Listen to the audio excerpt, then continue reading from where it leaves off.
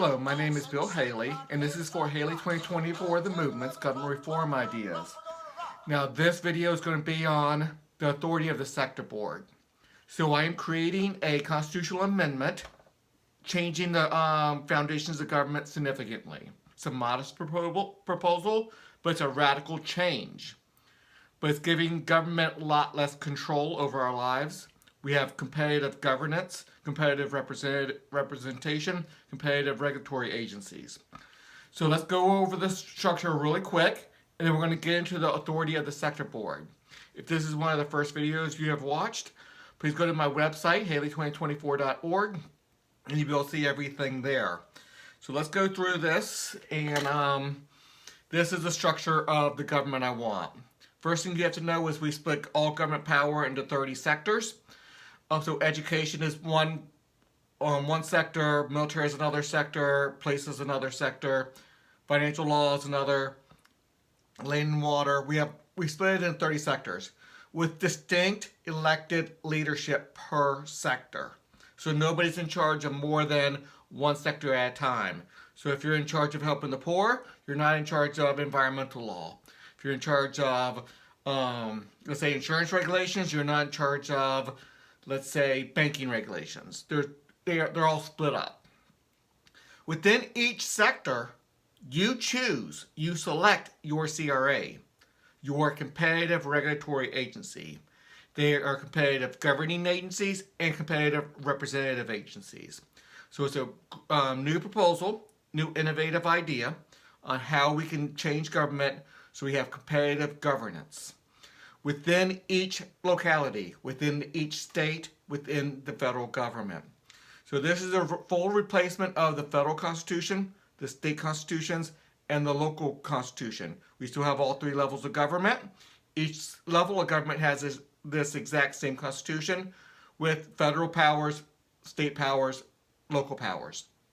Let's get into, if you want to go over the overview of the whole thing, there's other videos out there for that, and obviously you can go to my website. But we're going to concentrate on the sector board. The sector board's in the middle here. You got the parent sector board on top. It has very little power. It just separates it 30 sectors. It doesn't regulate. It can't do a lot of things that the CRAs do. Everything's built around the CRA, Competitive Regulatory Agency. They govern. They're a full governmental organization. They have executive, legislative, and judicial powers. The sector board does too, and the parent sector board has those powers as well, those branches. But everything's built around the CRA. The sector board is only when things have to go up to the next level, be monopolized across the whole locality or the whole state or the whole federal government. So monopolized government is what the sector board does, but it still governs through the CRAs. Let's get into it a little bit. The authority of the sector board. Hopefully I explained it enough for this brief overview of the full system. Again, look at other videos if that's the only overview you have seen. There's a lot more overviews, a lot more conclusive, or a lot more explains it, a lot more details. Okay, once this amendment passes, the current government and the parent sector boards will have broad powers in a 5-year window to implement a transition plan consistent with moving towards a CRA structure. So the sector boards will be very valuable in this. They're going to help move this. During the transition, since we have monopolized government now, monopolized in each locality, monopolized in each state, monopolized government at the federal government, we're going to go to a competitive governing agency, so everybody gets to select theirs. But their transition is going to be significant. And the sector boards are going to have some control at the beginning until the CRAs take over. Within 5 years, significantly quicker than 5 years, but throughout the 5 years, it's going to go significantly towards the CRA control.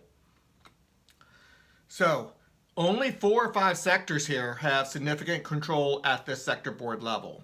There's 2 authorization agencies that authorize anybody with inherent government power, such as a police officer, military personnel, judges, prosecutors. Anybody with inherent government power has to be authorized by 70% of the American people, or representatives of 70% of the American people. Very important to know that. So that's something that needs to happen at the sector board level. Other ones would be the commander in chief, chief is the top diplomat, the defining violent crime, and the like, and also the funding of the military. We go to a very significant free enterprise military, um, but it can't go 100% free enterprise. There's still a funding mechanism, but within that funding mechanism, it's going to bring a lot of free enterprise principles into it. A lot more than we have now, at least, significantly.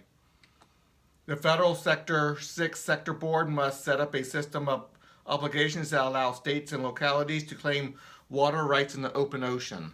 This is one of the powers of the sector board. That's sector 6. Sector 6 is the diplomats.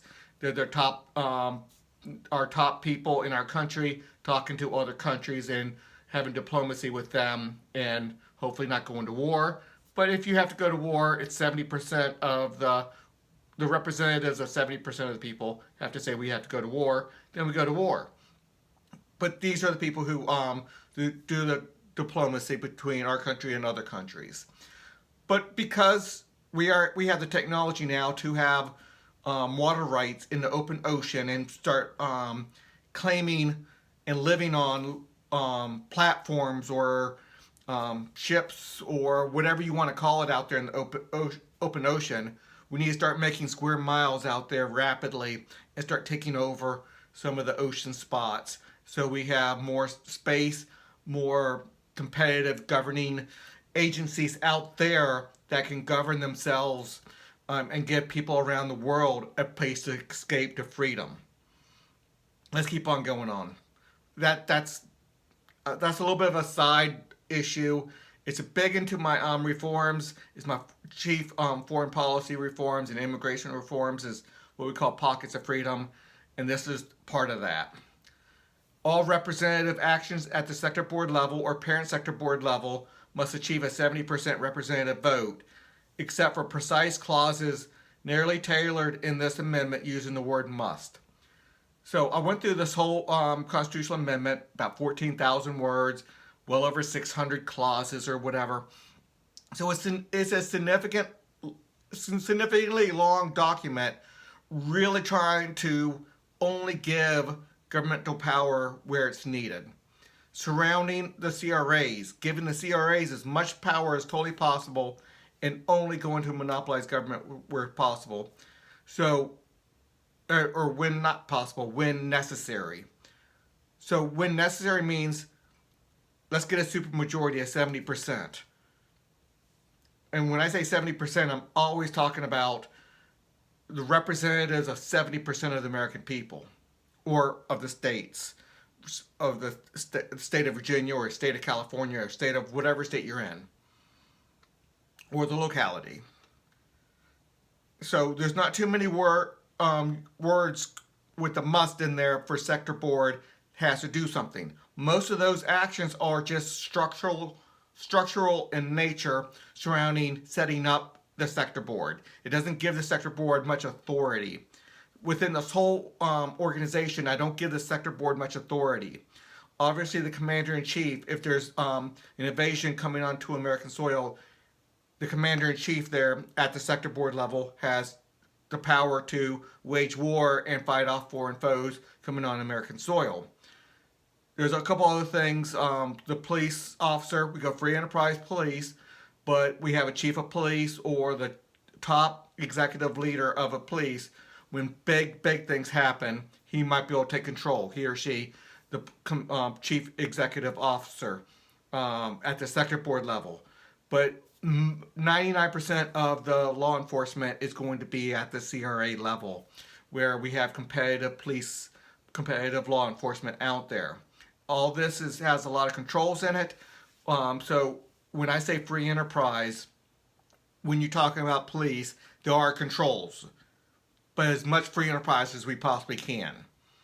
Obviously, somebody has to give them authority. 70% of the American representatives of 70% of the state, the locality, or the American people have to give them authority to have that governmental power. So there's a lot of controls around things not getting out of control. But it brings as much free enterprise as possible into the mix. Okay, this is still part of the supermajority clauses. Representative action at the sector board level can be repealed with a 40% vote.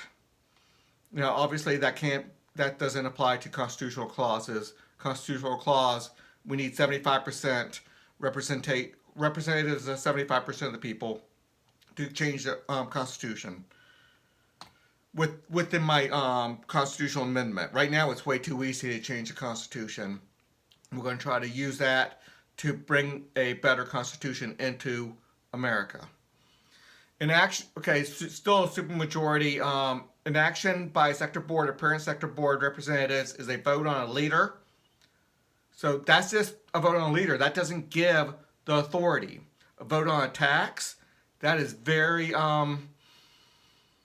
narrowly drawn, and that tax needs a 70%. A fee, that's the same as a tax. Authorization, regulation, law, or other activities properly and narrowly tailored and expressly authorized by the sector board, to the sector board or parent sector board by this amendment. There is no general or broad grant of authority at the sector board or parent sector board level. Not too many places do I give the sector board the authority with a must, saying with the 50% you get to do something. Almost everything requires a 70%, which means hardly anything will be done at the sector board level. But we still need to know what the sector board level has, it can do. That's what this video is.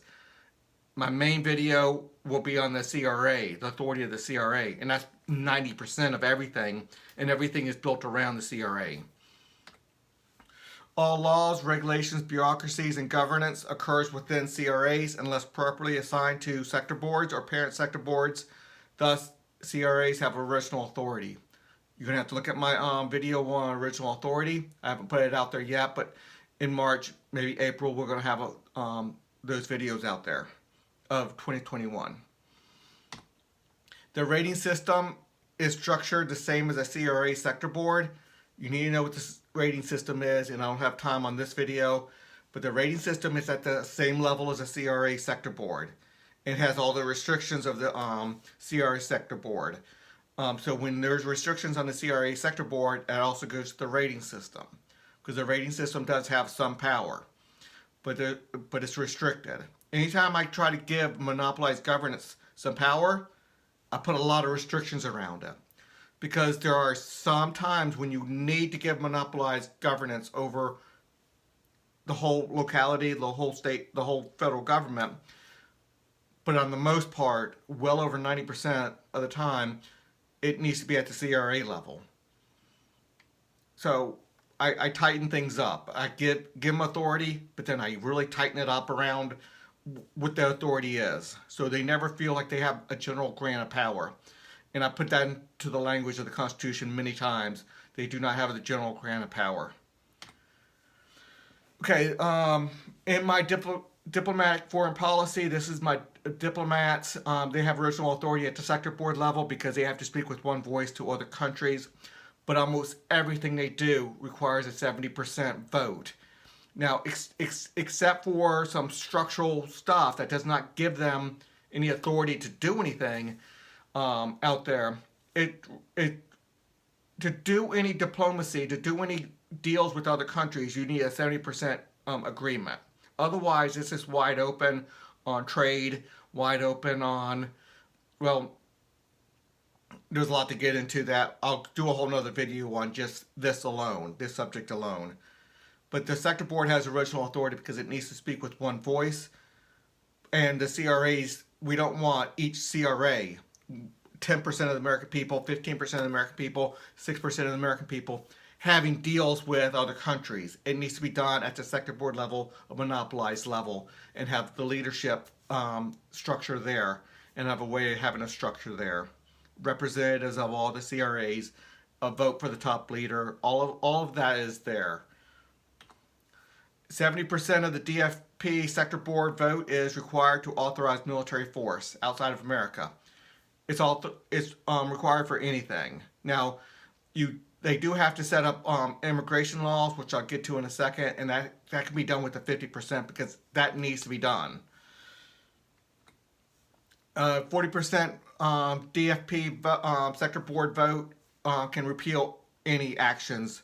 So we don't want a lot of actions and deals with other countries. We want it to be mostly free flow of goods across the border, and we want to have good relations. So we do want some deals, but not a lot. We bog down the American people too much. There's too much trying to trade across borders, country borders. So what I'm talking about. So we don't want to bog it down. We don't want too much. So we only want the bare minimum, and that will reach a 70% deal. And if it's too much, 40% can pull those regulations back. The DFP sector board must establish broad rules of military engagement regarding military forces outside of American borders. Detailed rules of engagement must be set by Sector 7, which is the Commander-in-Chief sector. So we have the top Commander-in-Chief is different from the top diplomat. And we're talking elected top leader. So the president for the top diplomat is different from the president of the Commander-in-Chief. I separate all government power with distinct elected leadership per sector. Elected leadership in the legislative and executive department, and each sector has its own judicial department as well. The DFP sector board must set immigration law. So must requires the multi-step voting system. It can be done with a little bit over 50% of the vote. And immigration law has to be followed. All police have to enforce immigration law because immigration is a ownership. We go to a citizen ownership model of government. So if somebody comes over here outside of our laws, outside of the authority of the American people saying, yes, you can come over here, then they are taking our ownership rights. And therefore, it switches from a 70% majority to about a 30% majority. 70% says is needed to say that you can come over. So we do want good people coming over, but we also want to make sure the criminals are not coming over. There's a lot to get into on that. That's not this video. I will get into that on other videos. I can talk a 20-minute rabbit trail real easy on that. Okay, this is us talking about rating floors on law enforcement. So with a 40% vote of the DFP sector's rating system, they can increase rating floors in law enforcement. If that doesn't make sense to you because you don't know what rating floors are, look at those videos. Hopefully this is not the first video you're watching of this. But we need to make sure law enforcement is enforcing the immigration laws and not facilitating people stealing our citizen ownership of this country, stealing our country piece by piece. It is owned by American citizens, and that's the model of government I'm proposing. A 40% vote of the federal level DFP sector board has the authority to establish new pockets of freedom. It's my chief immigration policy. And you're just going to I'll do a whole another video on that. I'm not going to continue on with that one right now. Commander-in-Chief sector has original authority at the sector board level. Now, they're going to work through their CRAs. Every CRA will have its top commander-in-chief, but the top commander-in-chief is at the sector board level. So if we're at war, either on American soil or outside of America, we need one top commander-in-chief. Now, there's a lot of controls. I mean, 40% of the people, representatives of 40% of the people can kick that guy out from the authorization board, or the CIC sector can kick that leader out. So they have to be doing a good job. They have to be bipartisan. They have to be, they cannot be on one side too far or the other, or the American people will kick them out. They need to be doing their job, protecting the American people. Or if we choose with a 70% vote of the American people to go to war outside of our country, that means we really, really want to. and it's really a necessity, then we need them to do that job right. And we need a single commander-in-chief. But there's a lot of controls around that. Okay, the executive leader of any law enforcement sector board may request, with the consent of 70% of the law enforcement sector board legislative branch, help from the CIC sector for domestic threats. So not too often will the military have to get involved in a domestic dispute. Law enforcement is going to handle that. 70% vote to ask for help. That's a big hurdle, and we want to have a lot of ways to so that does not even get to that level. We're going to have National Guard. We're going to have a lot of different things. So this does not need to happen. But this is a fail-safe. All Commander-in-Chief commanders must follow the lead of the Commander-in-Chief Sector Board Executive Leader regarding appropriately authorized actions. That's extremely important. Everybody's going to know what is an appropriately authorized action, and every CRA at the CRA, the Commander-in-Chief CRAs, if one of the CRAs says we don't think it's authorized, they can go to a court very rapidly, get an answer. Did they go through the correct procedure? Did the diplomats approve it with the 70% vote, or are they attacking on American soil? What's going on? And we get an answer. And I have a very specific court they go to, and they can get that answer right away if they think it's inappropriate.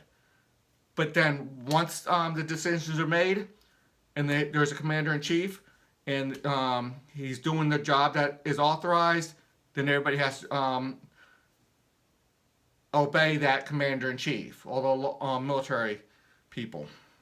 There's a lot to get into there, and I really want to do a long video on just how that whole foreign protection system works. The executive leader must, for the commander-in-chief, executive leader must and has the unhampered authority to protect Americans on American soil from non-American threats. So this does not need a vote from anybody. If there is a country that sends their military and they have a foothold in our country, we have this commander-in-chief has the authority to go use military force against them. All military force needed. He doesn't have to have any authority. He has original authority to go fight anybody on American soil. Now, obviously, if he says that that there's a threat and we're going to put out troops, and everybody says, "What are you talking about? There's no threat." Obviously, the Authorization Agency can kick him out. There's safeguards in place. There's 3 or 4 levels of safeguards in place. We don't need. We need to give that commander-in-chief the original authority to do it, but then if he goes outside of his realm, and it's like, no, there's no threat, then there are a couple bodies. The commander-in-chief, sector, all the representatives can kick him out, or the authorization agencies can kick him out. Let's keep on going. Military capability system. This is the funding mechanism for the military. Now, we go to a free enterprise military, but they get the funding from taxes. So it's not full free enterprise, but it's partial free enterprise. They pay based off capabilities. We're going to have private sector military that sells their capabilities to America. When I say capabilities, we're talking personnel and equipment and weapons and ships and personnel and everything. So it's a new way of doing it, and we're going to have a lot of free enterprise benefits. But it's not going to be 100% free enterprise where they have to raise their own money by selling their services.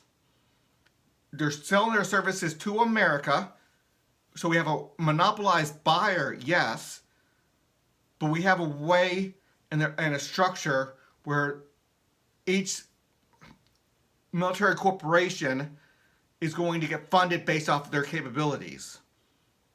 Now, it's going to be a totally separate representative agency. So when you vote and you select your CRA within this sector, You're going to decide how do you want the funding of the military to happen, and you send representatives on that alone, and then those representatives make law, and at the sector board level, and they distribute the funds based off capabilities. But there's going to be a lot of ways to guard against fraud. We have a full rating system just guarding against fraud. The rating system for this sector is going to be 100% looking at everybody, making sure they're not making special deals behind the scenes and getting rich on fraud. Anyway, little sidetrack there. Military Authorization Sector Board, that has the authority to authorize anybody with military power. Again, 70%. So everybody within the full foreign policy, foreign protection system within these 5 sectors needs authority from, what is it, sector, I forget, 8? I think it's 8. Anyway, no, I think it's 9. 10, no, sector 9. They, Military Authorization Agency is sector 10, I'm sorry.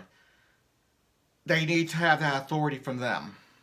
So that's something this sector board does, and that's all they do is make sure they are trained enough, patriotic enough, they're not conflicted, they know how to handle themselves, and they're within the correct command structure, and they're not going outside of the bounds of military, what the military wants. Now, with free enterprise, that means they get to develop their own weapon systems, and they know what's going to be paid for. And if you can develop a better, more capable system, that's going to get more money than a less capable system. So it's not just contracts from the military to do this or that.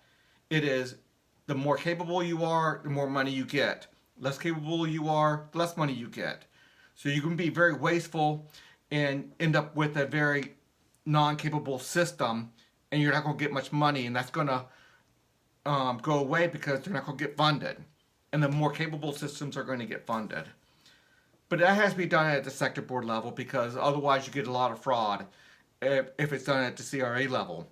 Now, I want there to be as much at the CRA level as possible, but we're going to see how that one works its way out. And there's a way for all that within the structure I have here to work its way through. Every sector board must develop a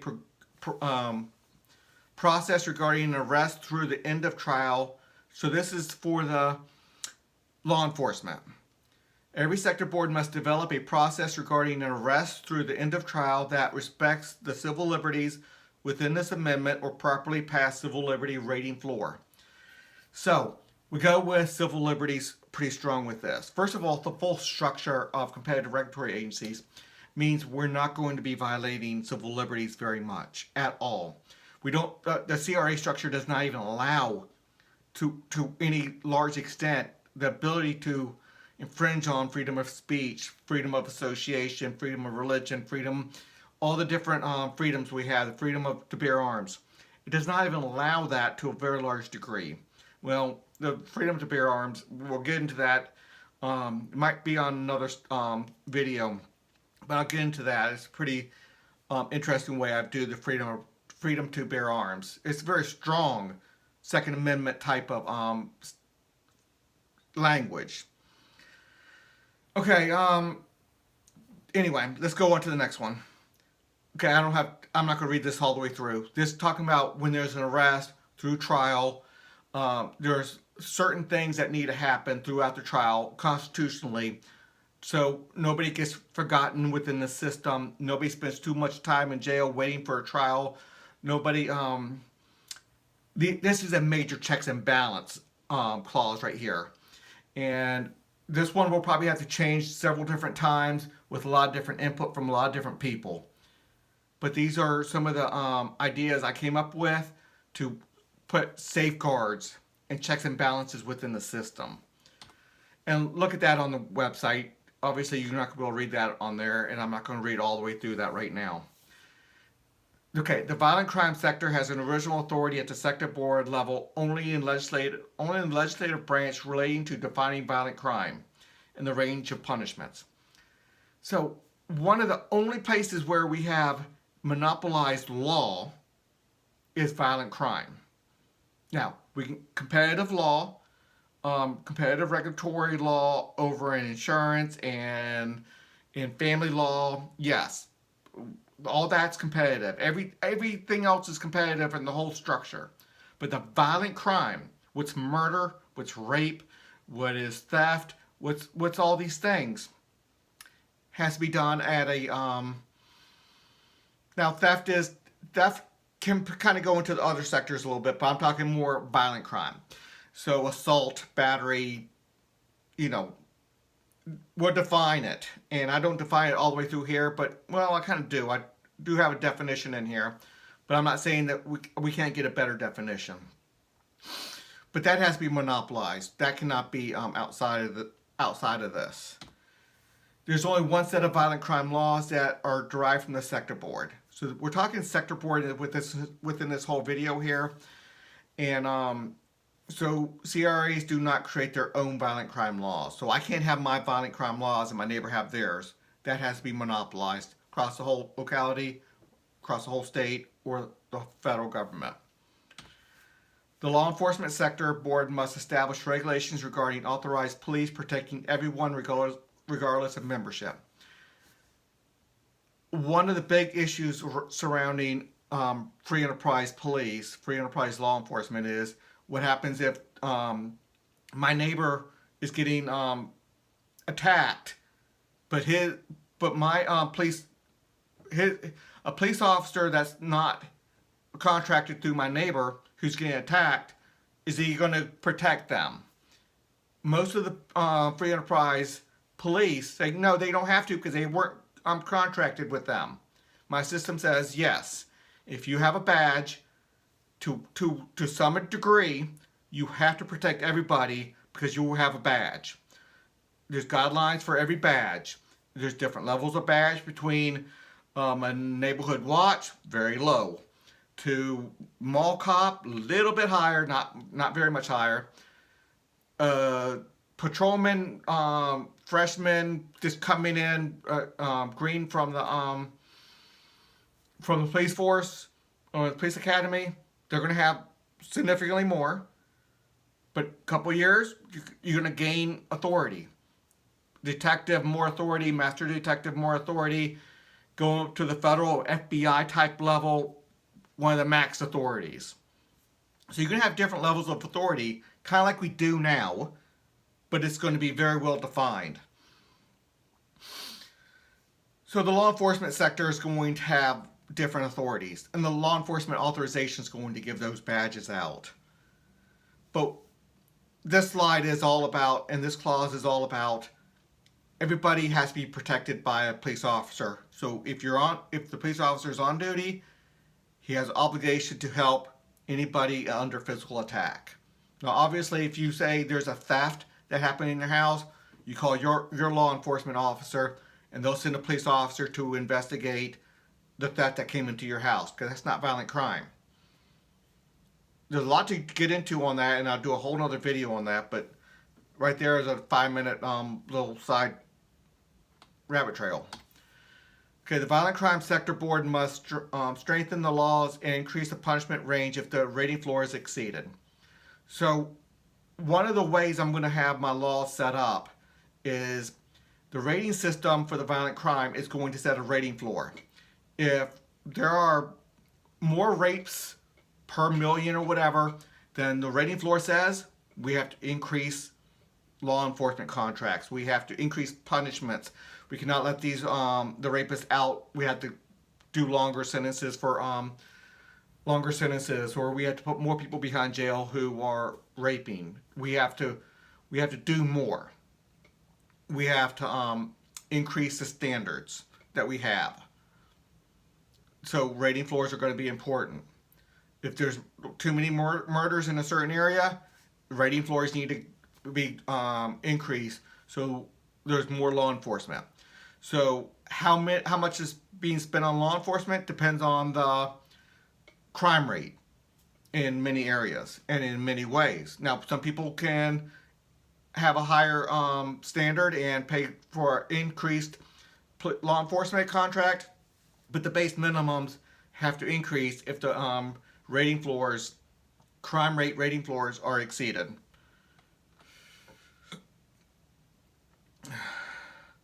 Okay, the Law Enforcement Sector Board must set conditions in which and to what extent the Law Enforcement Sector Board elected leaders are authorized to command law enforcement CRAs, however, not to exceed 10% of management, as defined by the rating system. 30% of the rating system may lower Sector Board command authority. Rating floors may regard appropriate cooperation among police CRAs. There's a lot there, but the beginning is all we needed to learn right now. Everything else was a little bit of structural, how to do checks and balances, who's going to define what. But what we're talking about here is the Law Enforcement Sector Board must set conditions in which the executive leader of the sector board of the law enforcement, be like the chief of police, can take control of any law enforcement out there. Normally, every CRA, law enforcement CRA, are controlling only their policemen. There has to be cooperation. There has to be. There's rating floors on cooperation. But only when big things happen, a big riot happens, or a natural disaster or man-made disaster, something big happens, and the police chief has to really come in and take over and really start directing things. Now, to what degree he gets to do that and at what levels, the sector board sets up those range. And I believe we're going to need like a 70% vote on that, if I'm not mistaken. Well, it says must, so it's a 50% through the multi-level voting system. But there's different, the 30% rating system may lower the sector board command authority. So there's a lot of ways to manage that.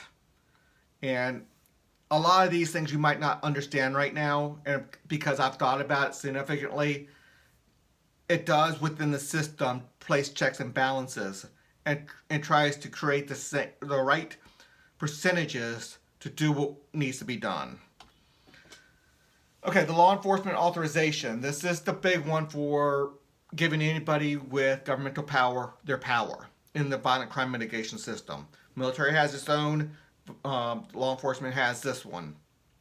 So law enforcement has original authority at the sector board level because they have to give the judges, the police, the prison guards, the sheriff deputies, anybody that uses governmental power, the DA, district attorney, Commonwealth attorney, the prosecutors, the judges, even the defense attorneys to some degree, they need to have this sector board authority or authorization badge to do their job. You're not allowed to have governmental authority without getting that from this. And that's at the sector board level. Because this video is on sector board. Where does the sector board step in? Okay. Every sector board must set rules regarding a dispute or injury occurring outside of a contract or transaction. However, the default jurisdiction is the injured party's Sector 25 CRA. Okay, so most of the time injuries happen because somebody does a transaction. You buy something at a store, you hire a contractor to do some work on your house, and if they injure something, they break something, who do you go to? There's a contract whenever you buy something, or when you contract out something to do for services, plumbing services or whatever. So there's a CRA to go to. But when there's no CRA to go to because you're going down the street and you run into somebody's car, well, that wasn't an agreement with anybody. So it's the injured party CRA that has jurisdiction. The LEA sector authorizes with a 70% vote and repeals authorization with a 40% vote. I'm not sure why we're doing that one again, but we did. The judicial authorities rating system will have an appellate court strictly dealing with corruption. So the rating system is at the sector board level. That's the same level, but on the rating system side. And they get to control corruption. They get to have a court system dealing only with corruption. And how that's exactly going to work, I'm not exactly sure because I'm building the overall structure. And once real people put their brains to it and representatives, CRAs start getting created, rating agencies starts getting created, they start sending people up and they start making their standards. And the RA has original authority over sector boards on almost everything. But jurisdiction on fraud can be at the rating system level, the sector board level.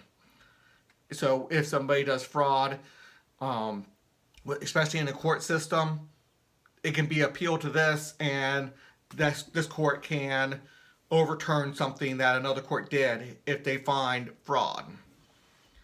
And all the judges doing this, they have to be approved by representatives of 70% of the people. So they have to. We're not going to get people going outside of the norms. People really have to do what justice calls for, or they're going to be kicked out. Any branch of any part of a CRA structure at any level of government always has a standing to bring suit. Right now, in our judicial department, judicial sector of government, judicial branch of government, sorry, a lot of times they say you don't have standing. And sometimes people cannot be heard properly by the judicial sector, judicial branch, the court system, where they should be able to be heard right now. Well, to be an RA, rating agency, or a CRA, you have to have 5% of the American people, 5% of the state, the citizens of the state, or 5% of your locality. And that gives enough enough citizen authority, enough representation to say, the court system, you have to answer me. You cannot dismiss this case based off the standing. Now, if you don't have a case, and it's a frivolous case, they can throw out the case because they can say you were not harmed. So they can still throw it out for not being harmed, but they cannot throw it out for the lack of standing. I know it's a judicial difference there, and if you don't know the difference, look that up. And not that I'm a lawyer, but I've heard a lot, and there's a difference between the two. Every Sector 15 CRA must proportionally take custody of people properly convicted of a Sector 11 crime. That's the violent crimes, where the term proportionally must consider many factors of expenses as determined by sector boards. So right here we're talking about prisons. Sector 15 are the prisons, and they have every CRA. They run private prisons or competitive prisons between the different CRAs. So it's very important that how we do that structure. And I'm not going to go much more into this right now because I'm going to do one just on the violent crime mitigation system. How we go from somebody committing a crime to the law enforcement, to the court system, to prisons, how all that works. But what I'm trying to say is the sector board will create a system where CRAs must do this. And the sector board has a little bit to do with this because they determine how prisoners, people who are properly convicted, go to prison and what prisons are going to take them. There's a whole system in here, a funding mechanism. Make sure there's a lot of accountability, significant accountability here. 50% of the funding needed for violent crime prisons terms must come from businesses and organizations proportional to sales and sent to the Sector 15 sector board. So we have sales taxes funding prisons, but it's based off of how well the prison does. And I go into that on other slides, maybe not in this video, maybe it is. Let's see what the next slide is. Okay, yeah, it is here. The prison sector, Sector 15, um, must use the Sector 15 rating system's ratings as a significant factor in funding prisons and corrections CRAs with the goal of improving ratings. So at the sector board level, they're going to make sure they fund the better prisons with more money, and it's going to force everybody to have a better prison system.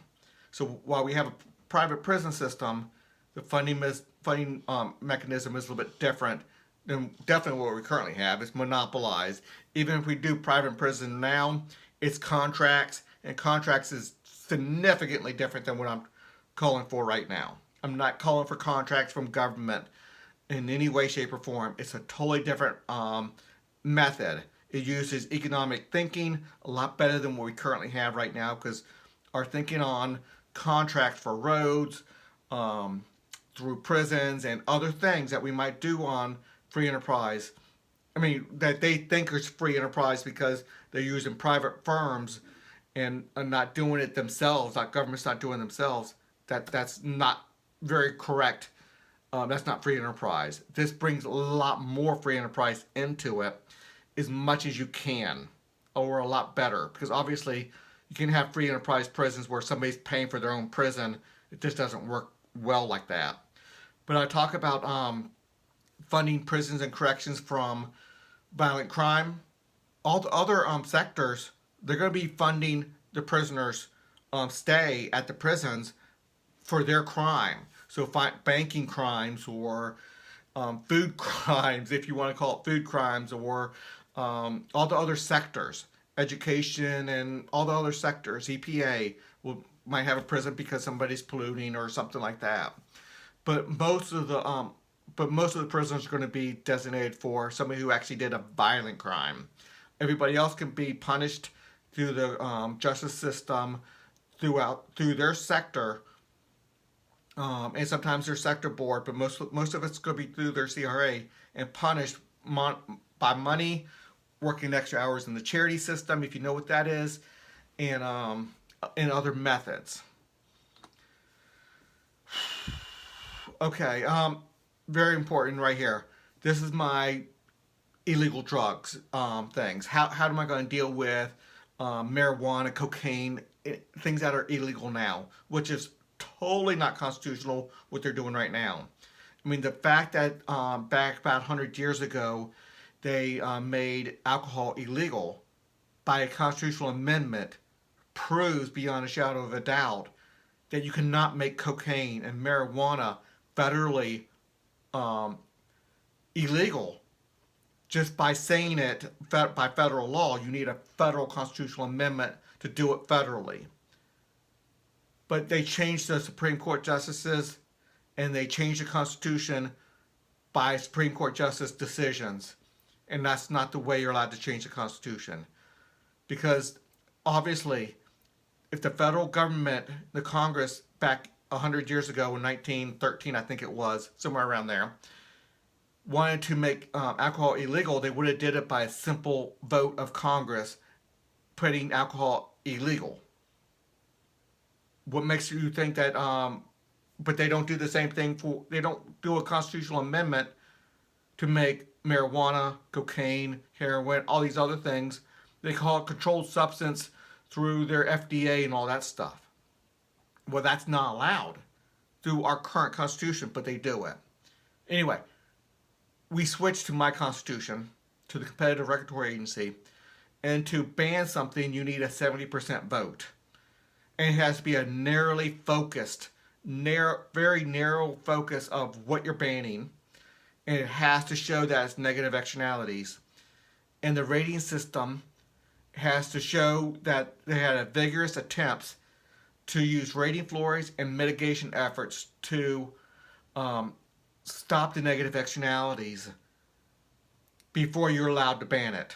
So maybe some things will get to the point, maybe crack cocaine or something will get to the point where after everything they try to do, mitigation efforts, rating floors, and all that stuff, and it's still not good enough, and maybe then they crack down and make it illegal. But to get to the point, marijuana definitely won't get to this point. So that would be legal.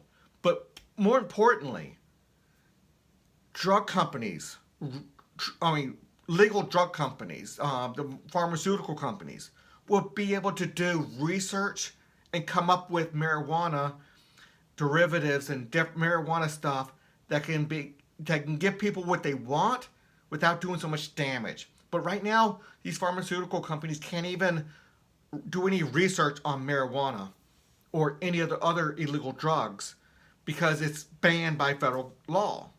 So they're not even allowed to. And even if they were allowed to, they couldn't sell it anyway, so there's no monetary benefit for them to do that research. So my the constitutional amendment I'm proposing has it dramatically different. CRAs will take over for FDA, a dozen different CDAs at the state level, at the federal level, whatever. I'm not sure which one it will go to. The states have original authority. If they want to keep it, they can keep it. If they want to send it up to the federal level for a few things, they can. But they're going to have CRAs, competitive regulatory agencies, so a dozen different FDAs giving their opinions on what they can do and authorizing. So if you have an FDA authorizing a certain medication, you're going to be able to people are going to be able to take it. Now the ratings might put a really low what do you call it? The doing harm or being effective. There's two different things that the FDA is doing. Is it effective in doing what it's supposed to do? Is it curing cancer? Is it curing your cold? Is it curing whatever? It's doing what it's prescribed to do? And is it doing harm? There's two different things there. I forget the words right now. I know it. I'm just forgetting the words right now. Anyway, enough on that subject.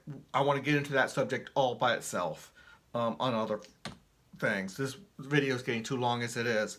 The federal level sector board financial banking CRA, we go to a complete free enterprise money, guys, with about 600 different currencies within the United States with one standard. But the federal level sector board is going to create the paper and coin currency. But it's going to get currency fully backed up from proportionally from all the different state level CRAs. Every state level CRA will create its own currency. So we're going to have a lot of different currencies out there. One standard, no exchange rates. Go to that sector. We'll explain that in another video. But that's something that sector board will do. They're not going to be able to control the money. All they do is proportionally have currency for only the paper and coin that they have out there. And it's 100% backed up. The insurance sector board must create a responsible transition from Social Security and Medicare by fulfilling promises consistent with the following relevant clauses. So have a full transition from Social Security and Medicare to free enterprise. You're still going to have to make sure you're not a burden in your retirement. You're not going to be able to go through life in your working years not saving up for your retirement. That's not going to be allowed. That's one of the when you sign your CRA social contract to be an American, one of the agreements is that you save for your retirement. It's mandatory. You're not allowed to be an American citizen unless you are saving up for your retirement. There's a lot to get into on that. There's a lot of ways you can save up for your retirement. If you want one of your children to sign that they're going to take care of you, you can save up less. There's a lot of ways to do insurance. There's a lot of ways to do that. I want to do a whole nother video on how we do that transition. It's all on my website, but you can look at it. But this is one of the clauses here. So through the 5-year transition period, because we do a 5-year transition period, the sector board is going to have a significant amount of control over that. But it has to be moving towards this structure that I have created with this amendment. If 60% of the Sector 2, which is the CDAs, the Charitable Distribution Associations, representatives declare a specific area of need is too high and could be addressed by better insurance, their insurance rating system must raise its rating floor in that specific area. So if the charity system sees that there's a lot of need in healthcare, or the elderly becoming needy too quickly, or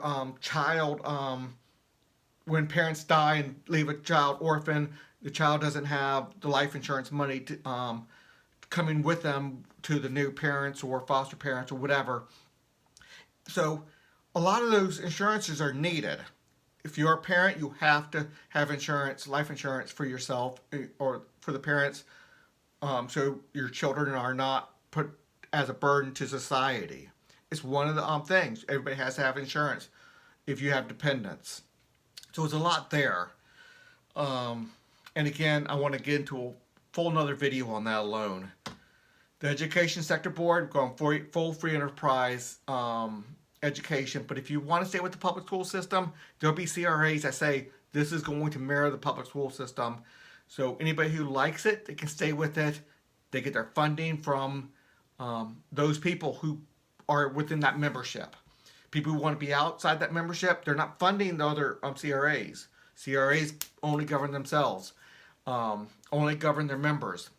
If you're not in that CRA, you're not paying the fees, you're not paying the taxes, you're not paying it. You're paying for your education in your CRA, or within your private sector, and letting the CRA just lightly govern, making sure you are getting education or educating your children. A lot to get into on that. So let me just read this though. The Education Sector Board must create a responsible transition from the government-funded education. This includes K through 12 colleges and is all-inclusive from birth to death. So anything the government's doing right now dealing with education, Education Sector Board must create a responsible transition. There's a lot to it, and I want to get into there. There's a tax that keeps on going for people who were already educated through the public school system. But that's another video. But the Sector Board is going to handle that. Every state level Sector 24 Sector Board, this is a human resources and sales sector, must collect 5% of their state's GDP to fund the federal Sector 9. That's the military. The 5% is about $1 trillion. That's going to go to the military, the full foreign protection system. We talked about it a little bit already on this, how that's going to be the money that's going to be given out to the private sector military corporations. So it's half free enterprise. It's not on the collecting the money side. It's it's a monopoly buyer of services, but it's done in a way that it really creates free enterprise. At least I'm hoping it. My structure doesn't say how they have to do it. I have ideas out there. It's on my website how they could do it to bring free enterprise benefits into it. We don't have a lot of really good economics people who think free enterprise is a good idea. Most economists believe that free enterprise is not the best, which I don't know how they get their economics degree with that, but they do. Anyway, I'm not going to go on to a side trail. I already went down that rabbit trail enough. Okay, Sector 25, which is identity sector. That deals with ownership and citizenship and a lot of different things. Would handle all elections within the CRA structure. So what the Sector Board has to deal with that is, the Sector Board sets up the standards consistent with this amendment on voting eligibility and assigns each CRA a percentage of the sector. Now your CRA will handle your vote and then just give information up to the Sector Board. So your Sector Board doesn't have a lot of authority here. They just get they assign the different CRAs the percentage that they should be assigned. There might be some debate on that, and that can be worked out within the representative group, the legislative branch of the Sector Board of Sector 25.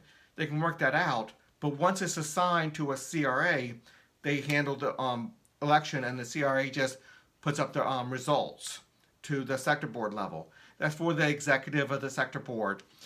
But the legislative, once they get their percentage, let's say their percentage is 11%, they send 11%, the legislatures legislators with 11% of the vote.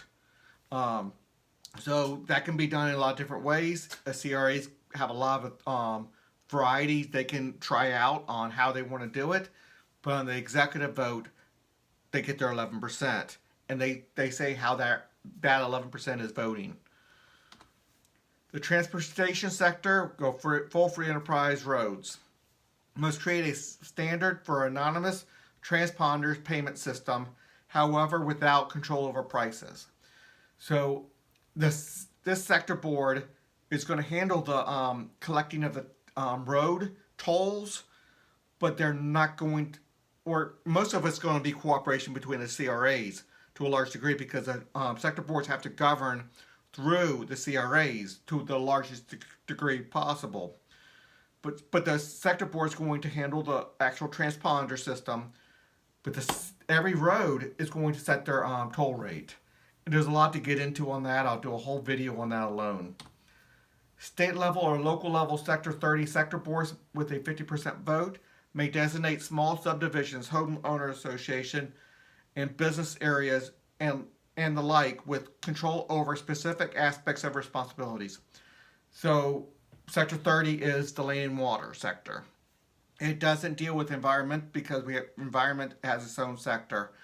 It doesn't deal with transportation because that has to deal with that, but they're involved. But Sector 30 is going to do with noise ordinances, building codes. There's a lot of things to get into what the Sector 30 is going to be able to do. It's a very important sector, but they're going to be able to designate even smaller units of homeowner association, a group of 50 homes or 200 homes or 1,000 homes, some authority from this sector. Maybe not all authority, but depending on how large the homeowner association is, different authority. And that's a real governmental authority with legislative, executive, and judicial power. And obviously, if you have 50 houses, you're not going to have your own court system. You're going to buy into the other court systems. You might have a little bit different standards. The judge is going to have to look at the standards that you have for your homeowner association and deal with that. There's a lot to get into on that. Obviously, this is a sector board video. I'm already a little bit over an hour, but I'm almost done here. If the 50% of the sector board representatives declare the removal or diminishment of a regulation would negatively impact the quality of life of the citizens or property values of the area, the regulations must remain. So most of the CRAs and the sector boards have to do 70%, and 40% can remove a regulation at the sector board level. We want to be careful on this sector though, because this sector is dealing with noise ordinances and different things that really will take the quality of life and have major externalities within the community, small knit community. And that's why I give a lot of responsibilities to smaller groups on this one. So if you don't like how one small group did it, you can move to a different subdivision and have it done a little bit differently.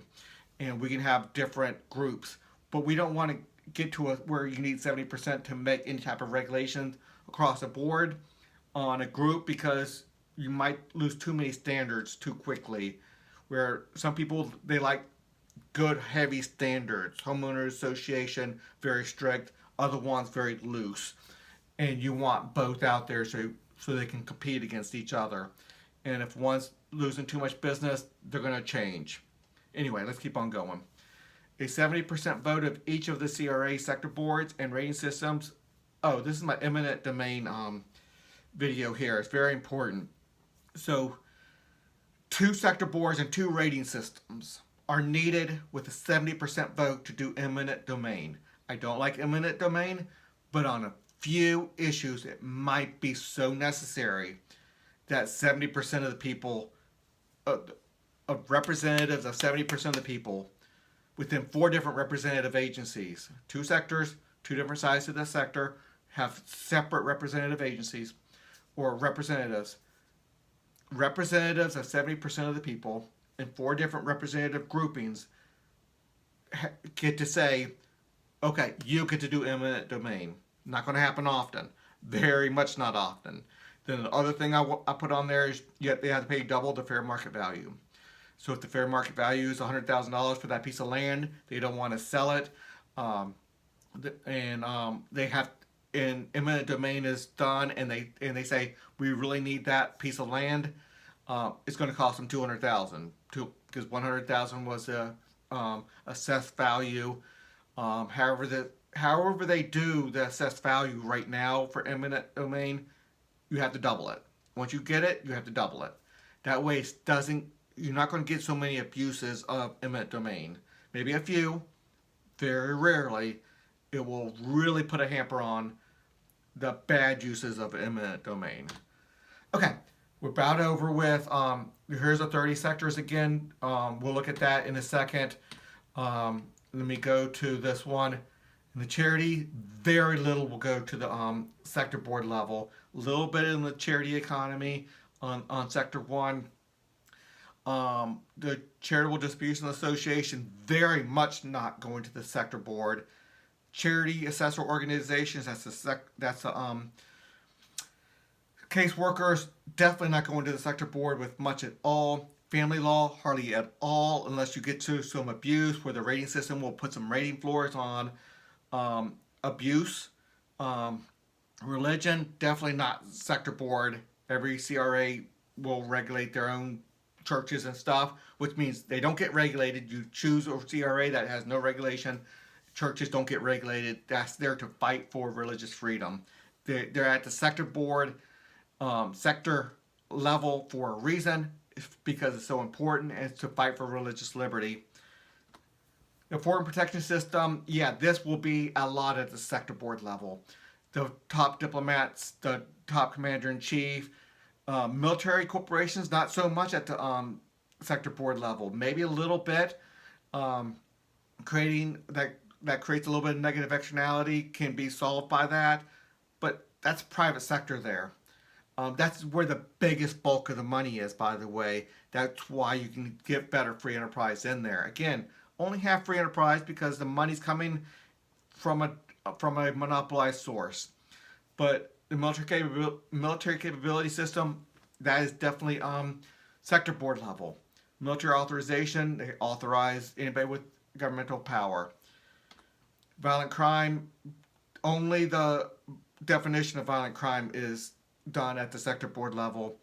Law enforcement, not so much. Only when it's significant riots or natural disasters and the like happen. Big things happen. You might need that cooperation to the normal cooperation switches to a command structure through the sector board. And that's all done ahead of time. They do drills and everybody understands their roles. And when that role switches to a command structure from the police chief and the like. Not going to happen often, only happens when big things happen. If the cooperation cannot handle it. And the cooperation most likely can handle 99% of it. Law Enforcement Authorization, obviously that's the big sector board level. Judicial authority, that's a court system. 90% of that needs to be at the CRA level, competitive level. Some things might be at the sector board level. I'm not sure exactly how much that's going to be done. But you need 70% to go up to the sector board level. Maybe they're going to think of things that will be more efficient at that level. They're not sure. Maybe it's just cooperation that they'll do. Cooperation between the CRAs are a lot better than command at the sector board level. And again, sector board level, they have to work through their CRAs anyway. Sector boards don't govern. They put out the regulations. If they're good authorized to do it, they put out the regulations, and the CRAs have to govern through that regulation. Prison and correction, try not to get too much at the sector board level, but because of the rating system and the way it's being funded, you're going to have some say because the funding is going to go to the better run prisons. And the prisons that are not being run well, they're going to lose some money, and that's going to really make them change and make sure they're doing a better job. And there's a lot language in there, and I get to that on the other sector. Healthcare, healthcare medical, some things might go to the sector board level, but I really want to keep it at the CRA level to a large degree possible. Financial regulations, that's non-banking, um, not too much. Maybe some. We'll have to see. If the financial sector, the representatives say we really need it, the cooperation is not well enough, we'll put a little bit at the sector board level, probably not too much. The banking system's a totally new innovative idea, totally backed up money with things of real value. We'll look at that on another video. But that has a little bit of sector board action going. But the sector board doesn't have a lot of authority within that. They're very boxed in on what they can do. But they with the money, they can't just create new money out of nothing. All new money has to come with worth. And that's at the CRA level. And we'll have to see how that works out. And I'll show you on the video. The insurance is obviously that's the Social Security and other things. They're going to have some things at the sector board level, but most of it's going to be accomplished by cooperation between the CRAs, or CRAs just doing their job with the rating floors, making sure they're not going down too low. And creating a situation where people become a burden on society. The charity system's there to handle the burden on society from the poorest, but we want to limit that to the largest degree possible by creating a system where people have to buy their insurance so they don't become a burden on society. Sorry. Food, not too much at the sector board level. Maybe they'll figure out some things that are just more efficient, or they want to put some things up there, but at 70%, definitely the Constitution does not require anything to go up there, but at 70%, right now, it's monopolized FDA, Food and Drug Administration. Most of that's with medical, but they deal with food as well. And we really want to try out different methods of regulating food. But nobody wants to go to a restaurant with low food standards, and it's going to be right on their door what their food safety rating is. So if you go in there and it's a 40 out of 100, which is a really low rating score, you're going to go across the street where it's a 70, which is a medium rating score, or the high level restaurant with an 80 or 85 rating score. So the low rating score is going to really suffer. They're going to really suffer with business. So they're going to have to really up their game to increase their ratings. Manufacturing, hardly anything will go to the sector board level. Human resources and sales, yeah, that's a taxing sector. Identity is a taxing sector, so certain things will have to go up there. And we'll talk about taxes on another video. Way too long on this video already. Here's the last slide here. Environmental, work safety, and disability, not too much going up to the sector board level. Rating floors are going to handle a lot of this issue by having too low of standards. Transportation, a little bit. I was talking about transponders. It's mostly mostly cooperation between the CRAs. Media and communication, there's going to be a lot of things built into this sector. And if you don't see it, a certain government agency within these 30 sectors is probably going to go into either Sector 27 or Sector 29. That's going to be a little bit of a catch-all. The land and water, yeah, there's going to be some sector board activity there for sure, because that has to be monopolized. Noise ordinances have to be monopolized. You can't have one house with the regulations on noise ordinances and your neighbor with the lower standards on that, so they can play louder music at 1 a.m. or whatever. Anyway, a long video, and I really didn't mean for it to be this long, but it was. But the sector board, they're not going to have a lot of power. The bulk of that power is going to be at the CRA, unless you're talking about the accountability sectors, the authorization sectors, or the commander-in-chief or the diplomats. They're not really regulating people. They're dealing with other countries, or they're going out to fight wars, commanding the military. So the vast majority of people won't be dealing with sector boards.